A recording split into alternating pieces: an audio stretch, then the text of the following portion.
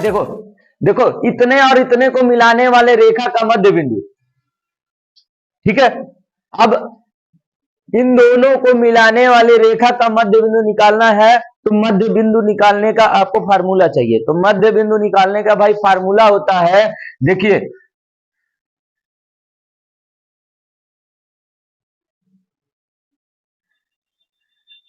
मध्य बिंदु, इन दोनों का मध्य बिंदु x1 plus x2 upon 2 comma y1 plus y2 upon 2, ठीक है भाई।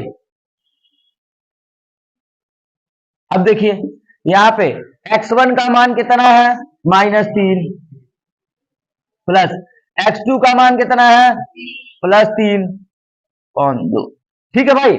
y1 का मान कितना है, +4, अब प्लस y2 का मान कितना है, -4, तो इस प्लस को क्या कर देगा, -4/2। देखो 0 हो गया, 0/2 0, यहाँ पे 0 हो गया बटा 2, क्या हो जाएगा 0। यानी इन दोनों को मिलाने वाली रेखा का मध्य बिंदु 0,0। इसी फार्मूले का आप यूज करेंगे जब मध्य बिंदु बोलेगा तब। अब नेक्स्ट टाइप आपका बताया जाएगा बाह्य विभाजन, अंतः विभाजन, ठीक है, कि मिलाने वाली रेखा को इतने के अनुपात में बाह्यतः विभाजित करती है या अंतः विभाजित करती है, वो फार्मूला अब आपको चल रहा हूं नेक्स्ट टाइप में बताने। चलिए भाई, आपका जैसा अभी बताया है कि मध्य बिंदु वाला हो गया है। अब आपका दो बिंदु दिया है, दो बिंदुओं को मिलाने वाली रेखा, उस बिंदु का निर्देशांक बताइए कि जो इन दोनों को मिलाने वाली रेखा को 3 संबंधी 2 के अनुपात में विभाजित करता है, बाह्यतः विभाजित करता है, ठीक है। एक बाह्य विभाजन होता है, एक अंतः विभाजन होता है। अब आप पहले ये जान लीजिए कि बाह्य विभाजन क्या होता है, अंतः विभाजन क्या होता है, ठीक है। कोई रेखा है, जैसे ये रेखा है, अब ए बिंदु हो गया, बी बिंदु हो गया, और बाह्य विभाजन कोई दूसरी रेखा इसको काट रही है, यानी बाह्य विभाजित कर रही है, या कोई बिंदु इसको विभाजित कर रहा है, ठीक है। तो उसी बिंदु का निर्देशांक आपको बताना है। तो बाह्य विभाजन का मतलब आप एक इमेजिन करेंगे कि ये रेखा आगे गई होगी, ये रेखा आगे गई होगी और ये बिंदु इसको, इस रेखा को विभाजित कर रहा है, यानी बाहर बाहर काट रहा है, तो बाह्य विभाजन होता है। अगर यही बिंदु कहीं रेखा को यहां पे काटती तो यह रेखा के अंदर ही काट दे रहा है, तो यह अंतः विभाजित कर रहा है, ठीक है। तो अंतः विभाजन और बाह्य विभाजन का फार्मूला, अभी हम लोग सवाल लगाने जा रहे हैं बाह्य विभाजन पे, तो बाह्य विभाजन बताता हूं, उसी में अंतः विभाजन हो जाएगा। देखिए निर्देशांक निकालने के लिए आपका फार्मूला हो जाएगा, आपका निर्देशांक का फार्मूला होगा m1 x2 माइनस, भाई ध्यान दीजिए, माइनस m2 x1 बटा m1 प्लस m2, ठीक है। इधर m1 y2 minus m2 y1 बटा m1 प्लस m2, ठीक है। यहां इधर दिख रहा है, ठीक है भाई। अब यही फार्मूले में,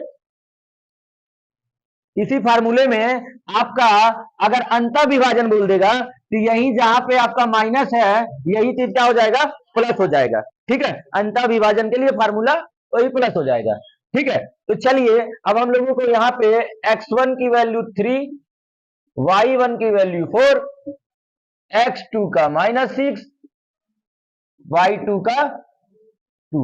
देखो भाई पता है पहला है x1 है, इसमें पहले में पहला है तो y1 है, मतलब पहले में दूसरा है y1 है, यहाँ पे x2 है, ये y2 है। अब m1 क्या है भाई, 3 हो गया अनुपात, m2 क्या है 2, ठीक। चलिए फार्मूले में रखना शुरू करते हैं, ठीक। वही फार्मूला है, फार्मूला वहां है, अंक यहां रखेंगे। m1 3, बीच में बूढ़े का चिन्ह है, x2 2, चिन्ह कौन सा है, माइनस x2 कितना है भाई, -6 है, देखिए। उसके बाद माइनस m2 कितना है, 2, इंटू, आप देखिए इधर x1 का मान,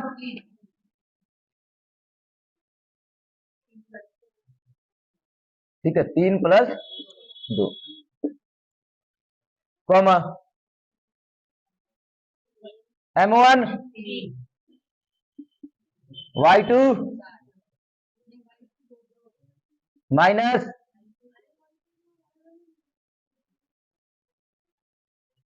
ठीक, इंटू बटा,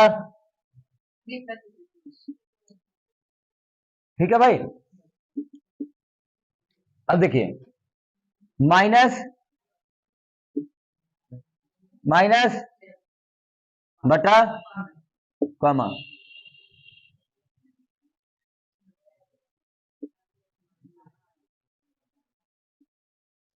ठीक है भाई।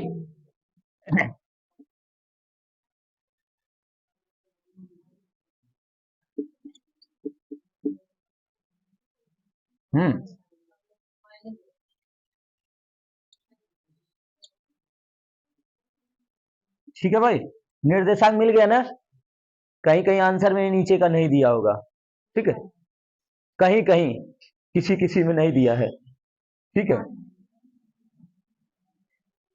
देखिए, ठीक, अब आपका नेक्स्ट टाइप है, बाह्य विभाजन था, अब अंत विभाजित करता है। तो अंत विभाजित जब करेगा तो फार्मूला वही है, खाली यहाँ पे क्या कर दीजिएगा, प्लस कर दीजिएगा, ठीक है। सेम तरीके से सवाल लगाते हैं, चलिए फिर से।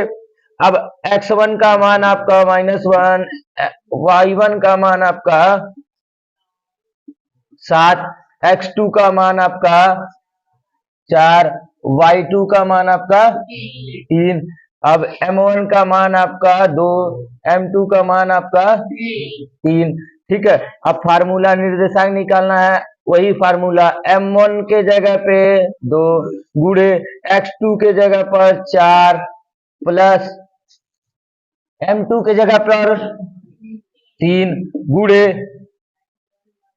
x1 -1 बटा m1 + m2, ठीक है, कॉमा, आगे बढ़िए, m1 का मान 2 गुणे y1 का मान y2 3, m2 3, y1 7 बटा, ठीक है, सिंपल सा है, कोई दिक्कत नहीं है, ठीक है। -3 बटा 5, कॉमा 6,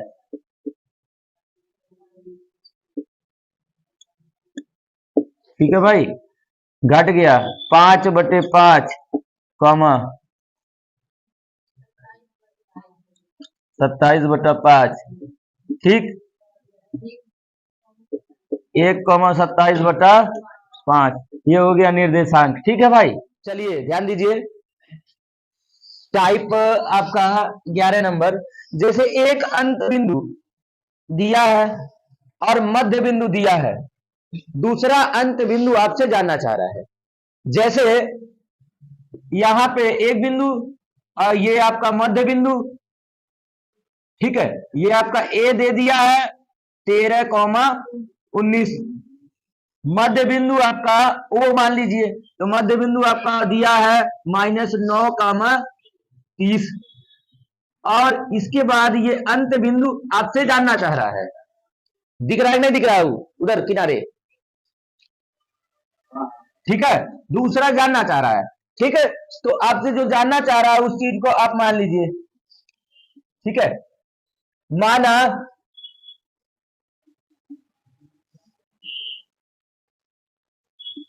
दूसरा अंत बिंदु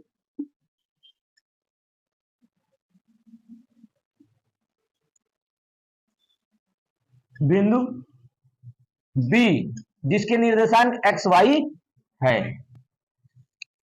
ठीक है। अच्छा, अब ये आपका हो गया एक्स वाई। ठीक है भाई। अच्छा, आपने जाना है कि मध्य बिंदु निकालने के लिए आप क्या करते हैं, किनारे किनारे वालों को जोड़ के बटा 2 करते हैं, यही ना करते हैं। ठीक, और मध्य बिंदु आपको दे दिया है। ठीक है, तो आपका क्या होगा, मध्य बिंदु अगर निकालते हैं, देखिए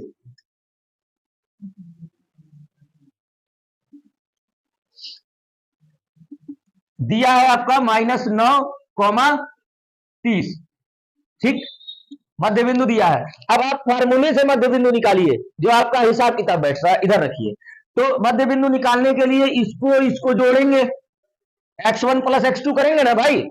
तो ठीक है, x1 की जगह क्या है -9 प्लस x2 की जगह क्या है x बटा 2।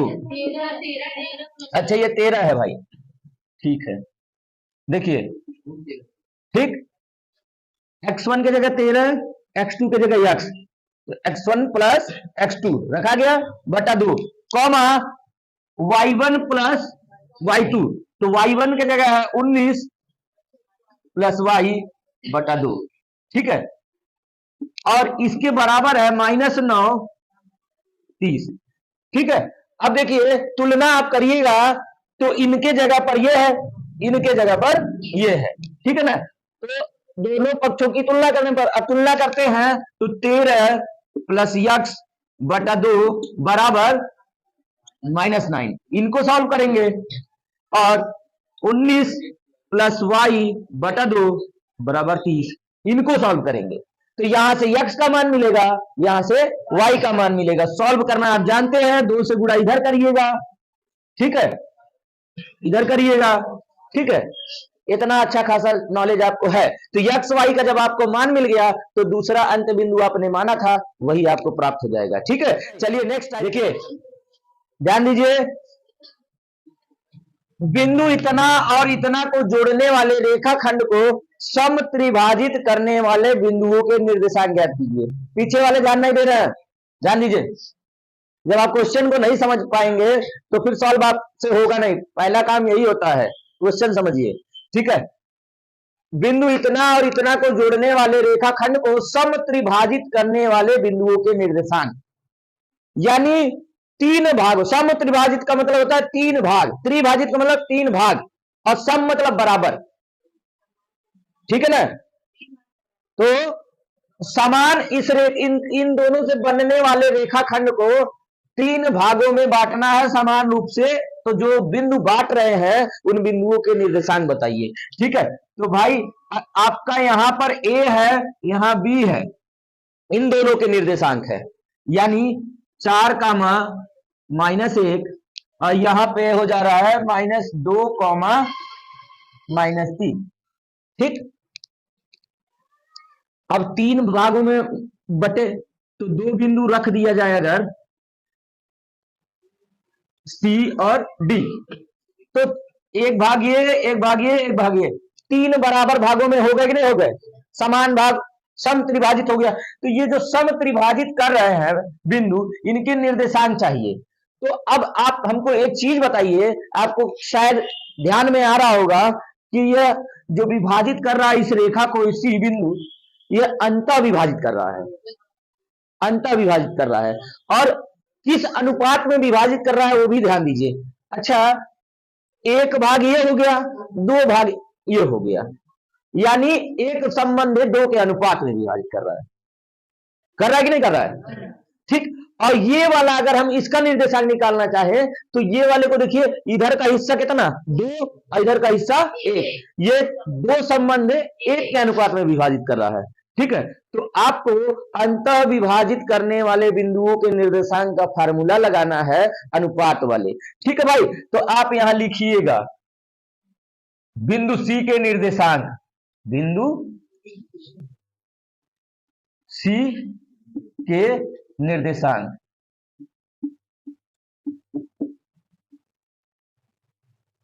ठीक है, अब देखिए अनुपात आपको पता चल गया है। ठीक है ना भाई, देखिए इसमें आप x1 y1 x2 y2, ठीक है। तो x1 y1 का आप मान रखेंगे। देखिए अब यहां पे फार्मूला क्या लगेगा भाई, m1 x2 plus m2 x1 upon plus m2, ठीक है, comma m1 y2 plus m2 y1 बटा में m1 प्लस m2, ठीक है। यही आप मान रखिएगा तो बिंदु C के निर्देशांक आपको पता चल जाएंगे। देखिए m1 आपका क्या होगा भाई, एक संबंध है, दो का अनुपात है ना, एक हिस्सा इधर है, दो हिस्सा इधर है, तो एक संबंध है दो, ठीक है। यानी m1 एक, m1 के स्थान पर एक रखेंगे, ठीक है। चलिए मैं दिखाता हूं, अगला आप लगाएंगे, ठीक है। एक गुणे x1 का x2 का मान भाई -2 ले आइए, प्लस m2 2 गुणे x1 4,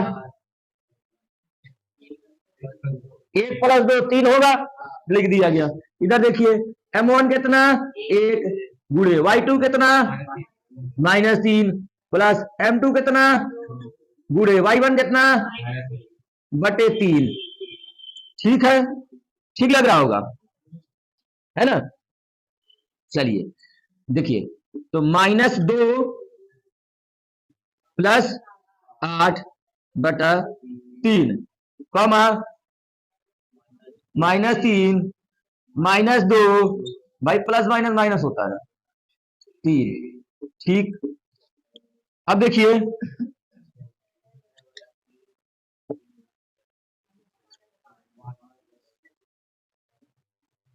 ठीक है, ये हो जाएगा आपका 2 कॉमा -5 बटे 3, एक बिंदु का निर्देशांक मिल गया। अब इसी प्रकार से दूसरे बिंदु का निर्देशांक, जैसे मैंने लिखा है ना बिंदु C के निर्देशांक, तो बिंदु D के निर्देशांक आप लगाएंगे, ठीक है। और जो आप लोगों को बोला जा रहा है भाई, देखो एकदम घुसे रहिए पढ़ाई में, ऐसा कोई वो नहीं है, ठीक है। घूमने से थोड़ा सा मस्त पढ़िए, एकदम एंजॉय करके पढ़िए, किसी चीज को लोड मत लीजिए, ठीक है। तो हम लोग जहां जा रहे हैं, अगर कोचिंग से कहीं कुछ जा रहा है, टूर वगैरह जा रहा है, तो आप लोग अटेंड करिए उस चीज को, ठीक है ना भाई।